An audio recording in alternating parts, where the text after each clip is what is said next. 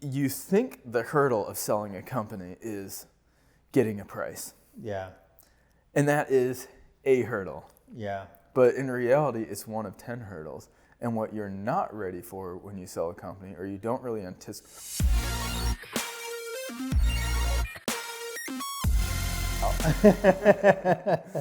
One of the things we've talked about is, when you first started buying companies years ago, 20 years ago, that you referred to it as like, the Wild West, the cowboy days. Yeah. And people were just kind of, service businesses was something that was sold for very little money, usually by people that were desperate. Yep. And you fast forward to today's, and there's a real opportunity for people to build legitimate service companies and then sell them for real money. Yeah. What's going on and kind of what has changed in the marketplace?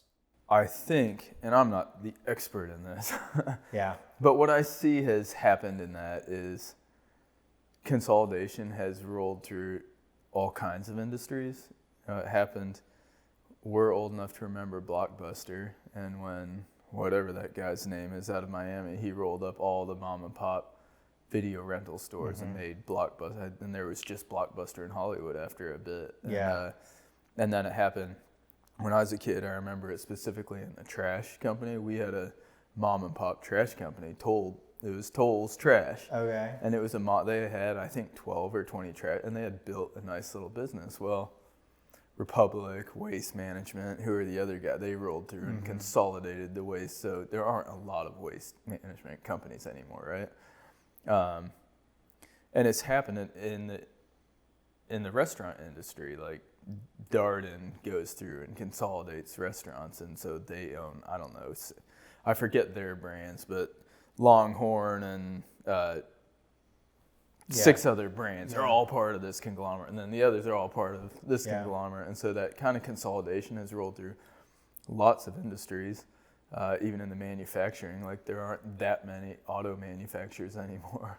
Right.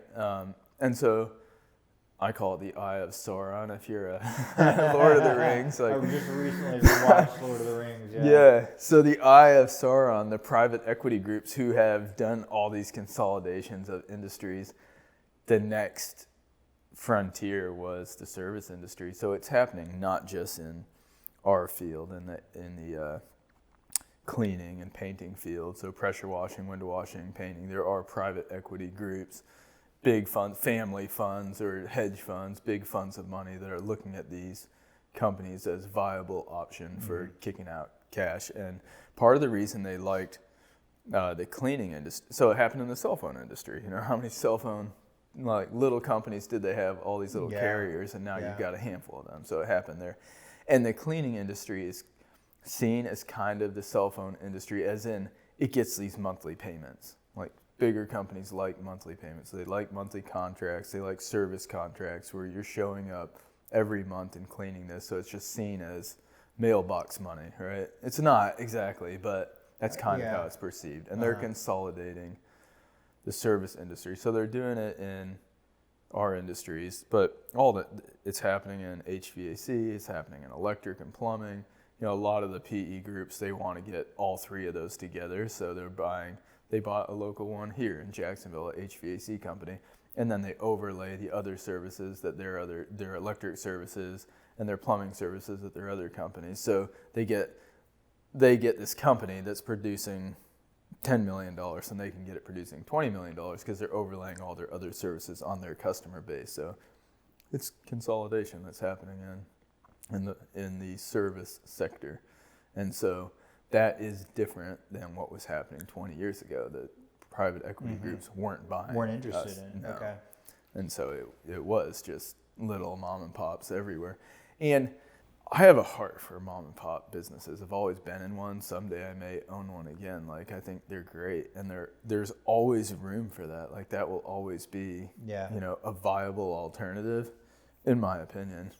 So even when we got to call it 5 million or 6, we topped out at like 7.7 million, I think, our last year together. But when we got to that stage, we knew there was lots of customer types that we were no longer their go-to, we had opened up markets for mom and pop because of our cost structure and our size and what price point we had to be at to make sense of our industry. We had created not that we created it, there was room for competitors to pick off stuff that we were no longer able to hit. So that'll always be there. There will always be, markets that someone can get into and run a lean, mean mom and pop operation and do quite well at. Yeah, I think about you just sharing all that. You're talking about like waste management.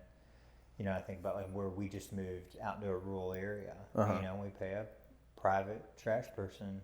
Do you? Yeah, and it's rare now. Yeah, but in rural areas, Waste Management Republic, they don't service that. It's not even an option. Right. And it's the same thing. I mean, I think you could look at it anywhere. You could look at it on a much larger scale. You look at what Walmart did. Walmart comes through, and Main Street goes away.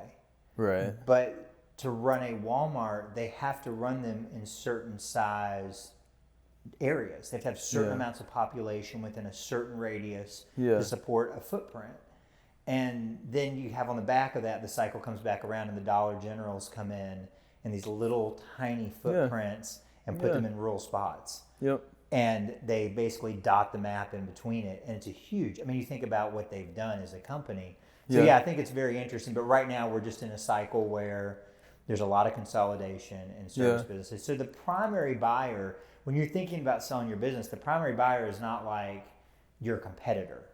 Yeah. Your primary buyer to get a good price is somebody that's being represented by private equity, right? I would say yes, and the straight answer to that probably you will get a better price for a company from a private equity group. That's again a generalization that has outliers. There are competitors that it might be worth more to pick you up than a private equity group. Just depends. Everyone's story is so different. It might be a smaller company than a private equity group wants to buy in an area, so maybe a competitor or someone new getting into the industry is the best fit for you. So just every story is custom. The private equity groups are one buyer, and they're a good buyer, and it's brought the price up, to decent prices on service companies. But competitors we bought 17 competitors when we were growing. Brokers are an option too, business brokers. If you can get a sale without getting a broker involved, just like if you could sell your house for the same price without a realtor, you're going to have saved the 5 or 6 or whatever the percent, whatever that finder's fee is. And the other part with working with, so there are good brokers and there are not good brokers, like any industry. If you get like real estate, for example, like real estate, like pressure washers, there are good painters, there are bad, that's agnostic to any given field, just stating the obvious. But getting the wrong broker is rather frustrating, and we've tried to buy companies that navigating through sometimes the ego or the pride of the broker. Sometimes you don't know what it is. Ego and pride are something you're gonna have to deal with in some way with any general human. And entrepreneurs, often we feel like, well, I'm the boss, or I've done it this way, and so this is the way it has to go. So there's already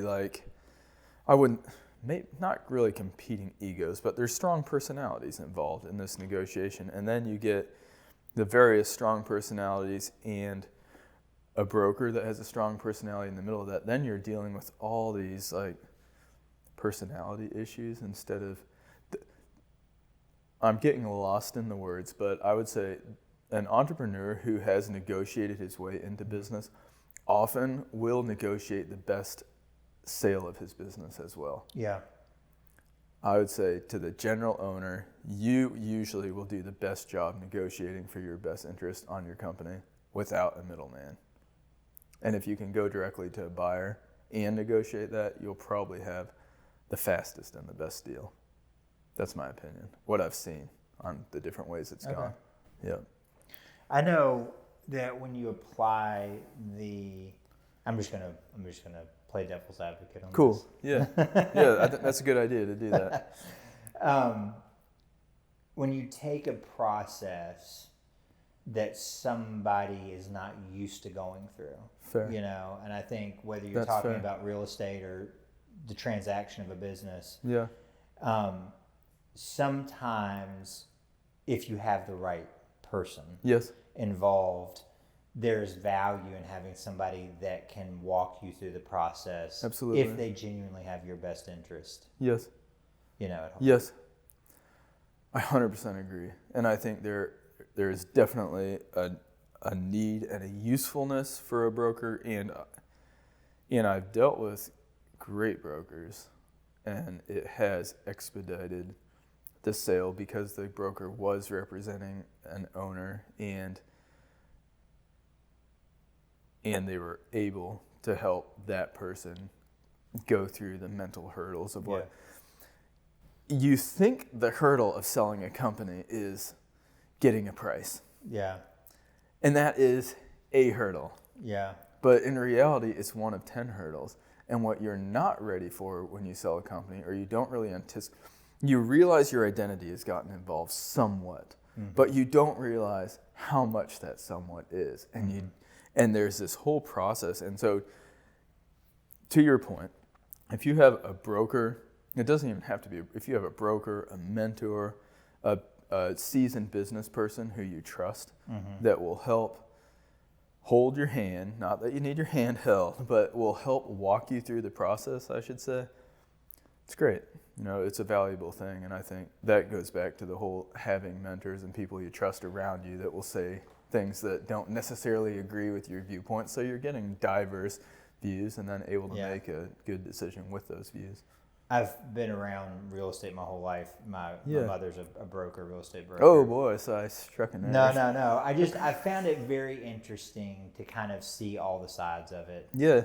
And one of the interesting things that I see happen a lot is I've watched how someone that's in that role can be the voice of reason. Yes. I agree. Sometimes when people are selling things that are emotionally charged, they view the buyer as someone that's trying to get something over on them. Such a good point. Even when they're not. Yes. And sometimes that intermediary party can say, look, this is what I know. I know to you, it's this. Yeah. But this is what's reasonable if you want it to go through. Yes. This is what you can expect. Yes. You know, this is what's fair. This is someone oftentimes has to bring people into a state of reality around expectations. Absolutely. You know, and I think that sometimes there's a value in that. Absolutely. And there is something in the buying and selling of big items, property, businesses, that sort of thing, that feels like game playing. Like if someone, and so if you're not calloused enough, but if you can stay unemotional enough that, for example, we gave an offer to a company out west that, it was like I just insulted their child. I'm like, I put an offer out there and they're like, I just can't believe you would treat me in such a way. I'm like, it wasn't treating you in such, it was an offer, like make a counter. Like that's, the whole process is someone's going to offer you something and maybe they're going to offer you a little less than you want to get out of it. That's okay. You can say, that happened to us. We were made an offer and we were like, no thanks, like we're not walking away for that price. And then they changed the offer. They made it better. But if we got offended and we were like, how dare you call my mom that, you know, and took it on a personal level, like this deal would never have gotten done. So like quieting that piece of your brain that's like, they just insulted me, and saying, okay, like they made an offer. It wasn't what I wanted to see. Maybe it was half what I wanted to see. But maybe it was twice what you wanted to see. Maybe. Either way, keep a solid head and be like, make a counter. Like there's never, what's the harm in making a counter offer to someone? I know. And I think that that's the thing, like realizing that the private equity, it's not personal. Right. It's math. it's numbers, it's what makes sense for them. And like you said, the seasoned person, it is a little gamified. Yes. It is definitely, they're going to try to get it for as least as they think they can get it for, and as they should, it's business. It might be that, but it's not necessarily always that. Okay. Like, it can be that. It can be just the game playing part of it, and that's fine. Like, have your negotiation, have your strategy. But sometimes it's maybe the private equity group needed to buy $20 million in companies this year, and they've already got $22 million in commitments. And so they don't need to buy another company in the next 3 months. And they're like, you know what? We like that company. We'd like to buy them, but we're already maxed out at our budget. If we get them for a good deal, would we still buy them? And the financer would be like, yeah, if you get it at a really good deal, we'll still buy them. And you catch someone at that place. So it's not, maybe that's their position, but maybe maybe you hold on to your company for 3 more months and January 1st hits and they have to buy $25 million in companies that year and their offer is going to get better. Or maybe we had this happen. We get to the end of the year and we haven't hit our budget yet. And we're like, we need to buy so much by the end of the year. Like, pull up the ones we made offers on that rejected them. Let's sweeten those deals. So it's not necessarily them game playing. It's just they have they have a budget, they have what they need to spend, they have certain company type they want to buy.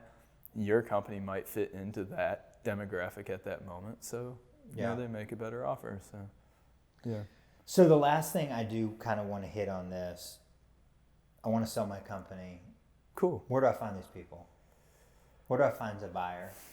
Yeah, I think right now the buyers are chasing the sellers. So most people, I would guess, if you have a company that's worth or that's grossing, say, $1 million or more, you've probably gotten 1 or 2 calls a month for the last 3 years because there are a lot of companies out there buying them, and they're just robocalling. And some of that's garbage, but some of it is legitimate buyers. That's how our buyer found us. Mm-hmm. So I would say educate yourself. Listen to podcasts, like this, watch videos, talk to other people who have done it, find out who bought them and if they're still buying. Go to the conventions, if you're a window washer, go to the IWCA. If you're a pressure washer, go to the PWNA and the Huge. Like, go to these places, and there are people at these companies that are buying companies, so that's a good avenue. Talk to the people. Probably if you talk to a board member or someone in leadership at one of these organizations, they know someone who's buying companies. Mm-hmm. And talk to a couple people. Like, it's always nice to have 2 or 3 people interested in your house when you want to sell it rather than one, right? Yeah. You have a little more negotiating power, so there's no harm in talking to a couple people and kind of feeling out the market. And the nice thing about, you can tire kick and get a price on your company for no money on your part other than some time. Like, you got to get your financials together. But if you don't have your P&Ls together, you should probably invest time in doing that anyways, because then you're going to understand your company. And going through the process helps you understand, here's basically what I'm worth, here's what the process. And so maybe you go through the process and you decide you don't want to sell. But 2 years goes by, and now all you've got to do is pull up those 2 years P&Ls, and you've already gotten rapport with a company or two. You know the buyers, you know the basic structure of the deal, and so now maybe you're ripe and ready, and you've had time to process it mentally too. So I think there's some wisdom in going through the process and getting a valuation for your company. Absolutely. And I think we've talked about that a couple of different times. Repeating. No. Skipping record. No. Repeating is one of the most valuable tools in getting information across. As humans, I've heard we have to hear things 8 times before we. I know I have to. Yeah. I'm kind of hard of hearing. That's what my wife tells me. You never listen to me or something like that. Yeah. I mean, again, I listen to good information, podcasts, audiobooks, sometimes several times before, and every time it's like, oh, I didn't hear that last time. I must have been on a thought tangent, It's amazing how a good book is like that. Like, my favorite books, some of them I've read probably 24 times, and every time I read it, I'm like, oh my gosh, I can't believe, like, I've read this book 12 times and I didn't get that out of it. Like, it's amazing how much we miss reading or listening. Right. Yeah, it's because when we take in information, it is so heavily skewed by our current perspective and life experience at that point. That's why they say you should read good books every 5 years, because you're a different person. It's such a good point. And I think it lines up with the whole, I like that point. It lines up with the whole selling of companies, because we are all skewed. To your point of, you think someone's coming to make an offer on your house and they're trying to pull one over on me. And most of us go into any given negotiation with that in mind. Like, who's ever negotiating with me, they're the enemy. And like, I'm fighting for my turf or my territory or my viewpoint on this. And that's fine. Like, that's kind of natural. Even if you're playing if you're playing Monopoly, like, you get territorial over the stupid colored piece you're holding, though it matters nothing. And a business or a house matters a little more to you than that silly land in Monopoly, right? Yeah.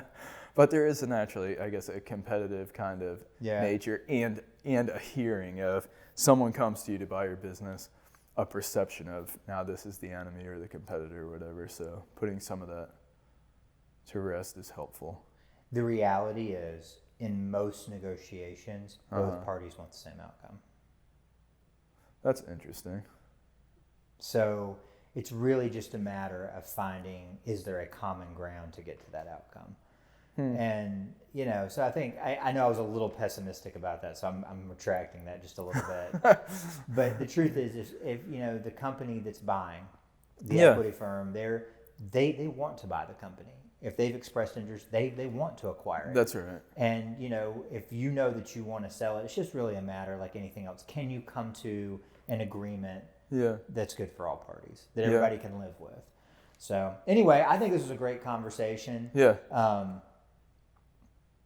I like you said, I think there's a lot of people out there that are looking, and probably if you have an attractive company, you probably have heard. But plugging in is still hugely valuable. Plugging into content, plugging into organizations, plugging into events. It's only going to give you a better perspective and more connections, whether you sell your company or not. That's right. Yeah, and building a rapport with the people, building dialogue and talk with the various people who might be buying and who you might want to sell to in a couple of years, maybe kind of unlocks, if you have shared value system with those people, because a contract is just a contract. It's only as good as the people who stand behind it. And if you're putting your company in the hands of someone else, you want them to treat it well. You want to have some aligned values. You want to feel good about the person. You want to do business. Most everyone wants to do business with someone that has integrity and they feel comfortable with. So all that's really important, which is why I think starting the dialogue early gives time for some of that. It gives because selling a company is a long game. It is a process. If you start having the conversation and getting to know people who are buying and building those relationships, then when the time comes, you'll kind of have a good idea of whether you would like to work with the person or not. Yeah, that's good advice. That's good advice. So I think we'll wrap this one up there. Cool. All right. Thanks, Tony. Thanks again for watching this episode. Again, if you'd like to reach out to Tony or I, you maybe just want to ask some questions one-on-one, you don't want to do it in the comments, visit yourexitplan.net. We'd love to talk to you about your exit strategy, build the right plan for your business. But anyway, thanks again for watching. Do make sure to subscribe. So we'll see you next week.